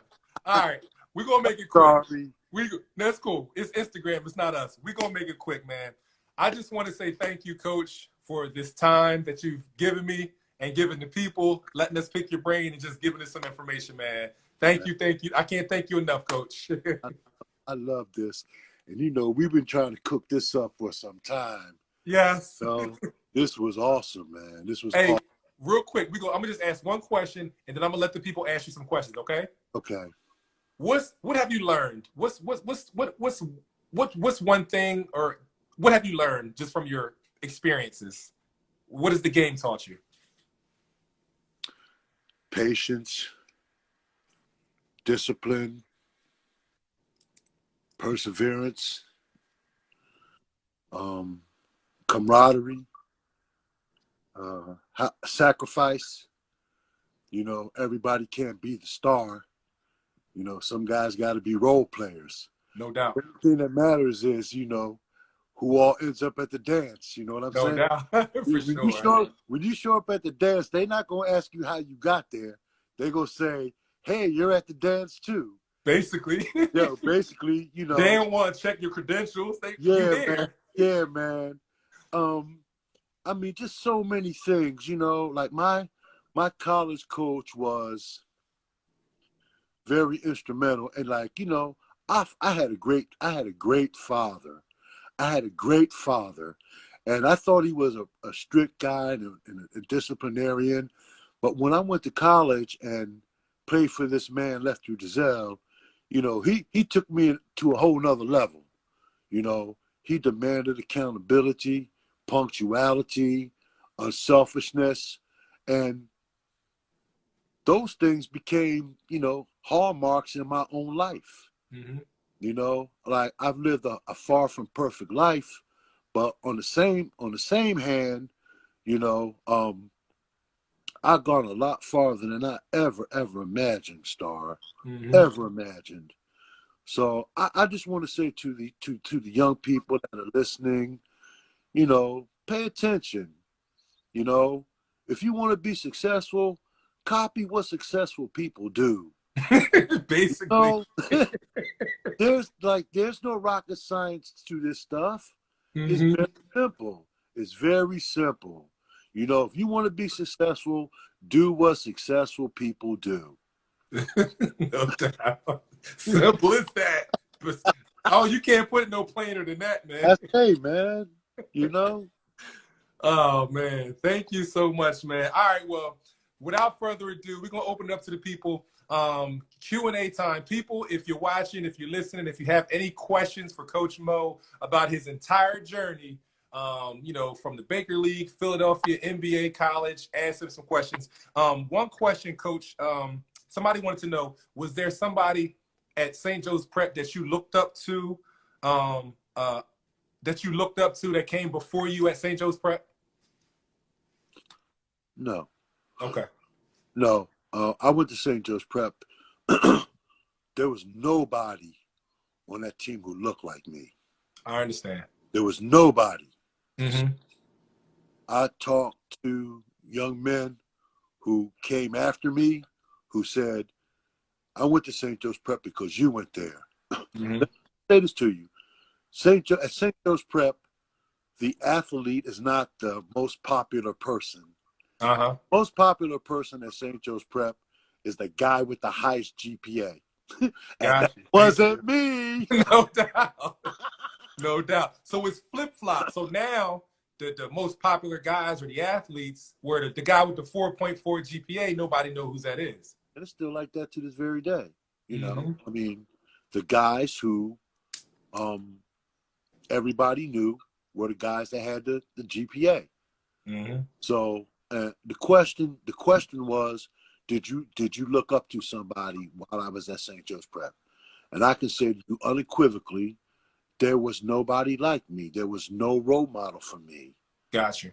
So, you know, I had to do what I had to do. Gotcha. I had to do what I had to do. Got you. Somebody earlier, I'm gonna scroll through the questions. I think it was the last broadcast. He wanted to know, when you were coming up, what were some of the camps? And, you know, like different, like what were some of the camps that were kind of notable that you remember, you know, coming up back in the day? There were, the camps of note was Pocono Invitational. Pocono Invitational. I Yep, had yep. gone up the Pocono Invitational. I guess I was about 13 years old, and Dave Bing was there, and there was a guy named Ralph Simpson, who Ralph Simpson. Wow. who was a high school player at the time, and he worked at the camp as well. Um, you know, for me, being a young kid from North Philly, um, whatever I learned at those camps, when I got back home, I would just practice and practice and practice. In fact, those camps really helped me become more grounded in the fundamentals. Like, Uh-huh. I went off to high school and was able to um, play under a high school coach. A lot of the fundamental aspects, particularly the defensive positioning and maneuvers and the individualized offense, I had been exposed to those already. Uh-huh. So, and it's like anything else, man. Like, my son Ashley says, anything you do a lot of, you get good at. Basically. Anything you do a lot of, you get good at. But Yeah. that works both ways, Star. You know what I'm Yes. Yes. saying? Like, if you steal a lot, you're gonna become a good thief. Basically. If you lie a lot, you're gonna become a good liar. Exactly. You know what I'm saying? Exactly. It works both Exactly. ways. Exactly. Hey, somebody else wanted to know. My god brother, my little brother Marcus Green, another dynamic Oh legend. man, please. Marcus Green wants to know. Yes, Saint Bonaventure. Yes. Oh my God. Marcus Green wants to know what was the transition like going from high school to college? Wow. First of all, I want to say I'm a big fan of yours, my man. Big fan. I love watching you play. I mean, you just play so hard and so smart, and I love seeing little guys play like that. You know what I'm saying? That's the Always 5'5" general. hey, you're always in the game, man. You're always in the game. It didn't take me a while. It didn't take me a long time to transition. Some of the things that happened to me that were a little um, difficult for me to overcome was like when I was in college, I never had to stand in line. So the first time I went to the bank and I had to stand in line, I kind of freaked out. I went to so after I left the NBA and they had merged, they formed another league. It was called the All-American Basketball Alliance. Uh-huh. It only lasted about a month. Mm-hmm. And after having played in the NBA, see, it wasn't like it is now. You didn't have a G League, or you didn't have all these other leagues. It was the NBA, or could go overseas. Uh-huh. At that time, like, only big players went over, tall guys went overseas. All the guards were natives, because they were all my height. So to make a long story short, when I decided to stop playing, I just stopped playing. I just stopped playing. I got a job, and I try to be there every day on time and conform. You know, I mean, I didn't like it, but the reality was, it was going to happen someday. It Uh-huh. was going to happen someday. So it No was doubt. best. It was best to just embrace it. Yeah.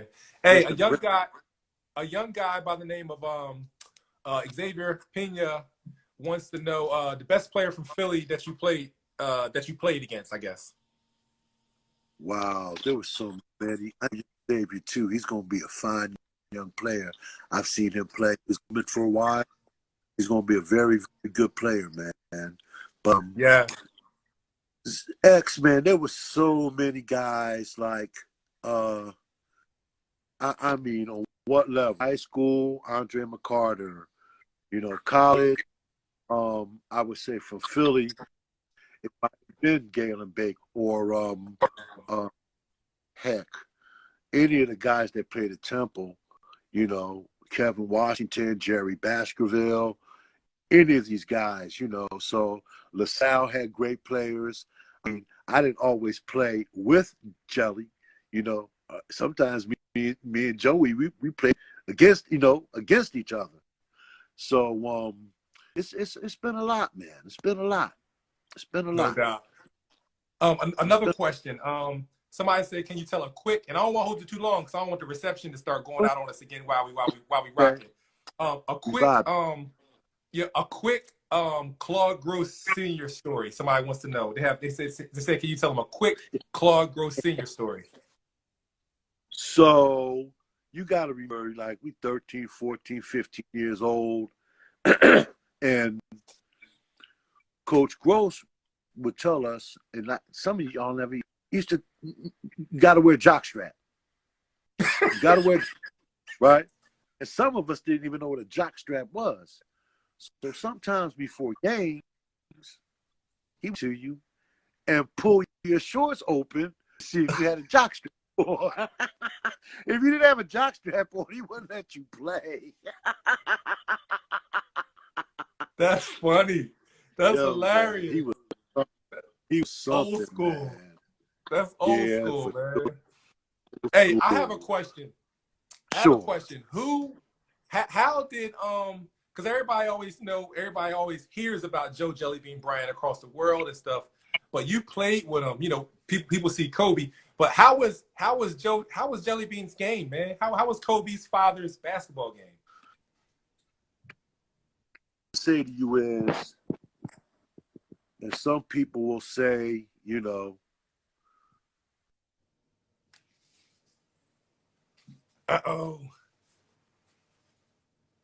Hey, can you hear me? Can you hear me? The reception's bad again. I can't hear you. Oh man. Go out. Last question. I swear, y'all. Last question. Come on, Instagram. Y'all killing me. Instagram is killing me, man. I'm about to call Instagram's hotline, man. Y'all can't do this to me.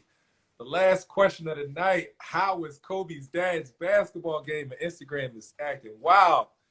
Oh man. Come on, Mo. One more question. Last question. Last question. All right. cool. We in there? Quick. So Kobe's dad's game.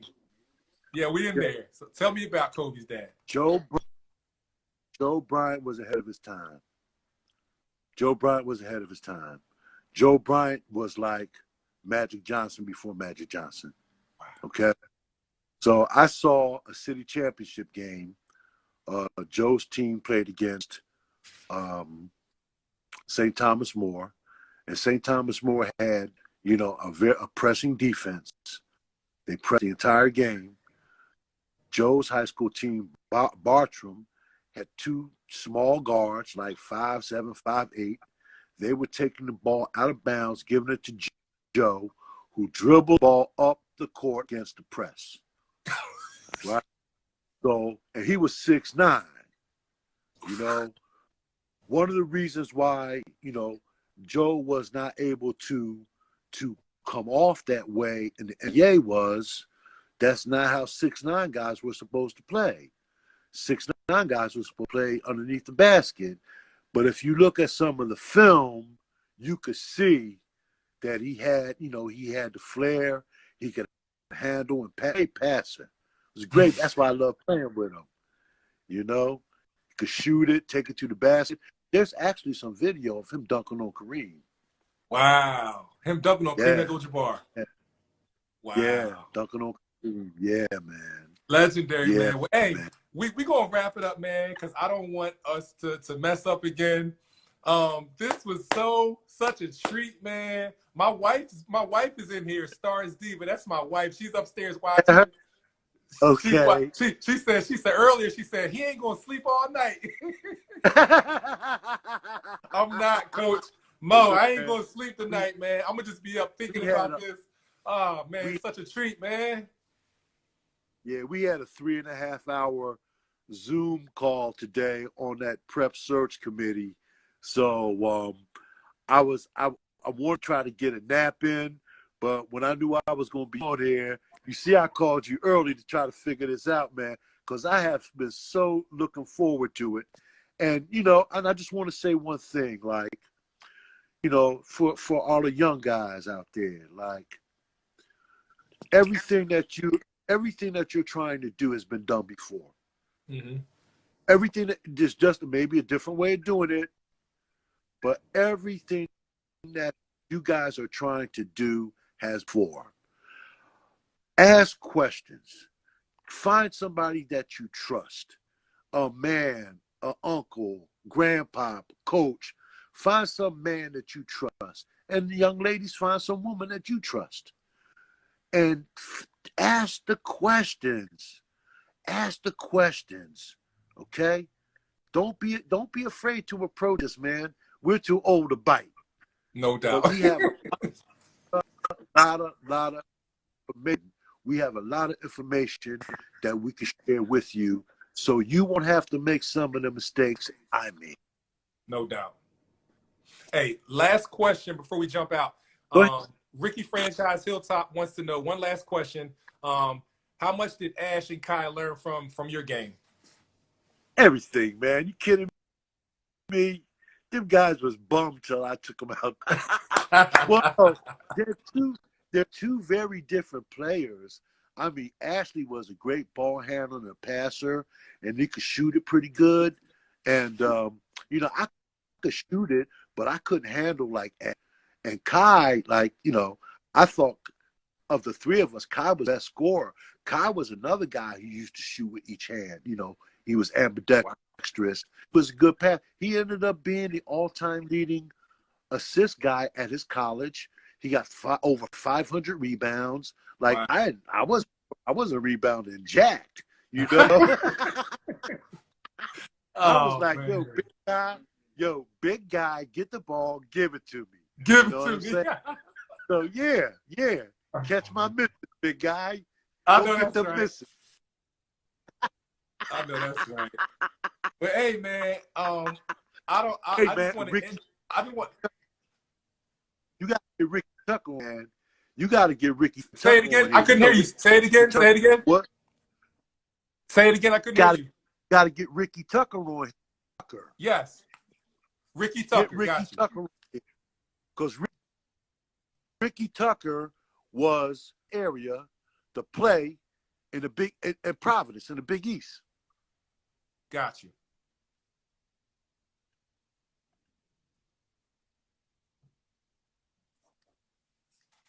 Can you hear me? God bless you, man. All right, salute.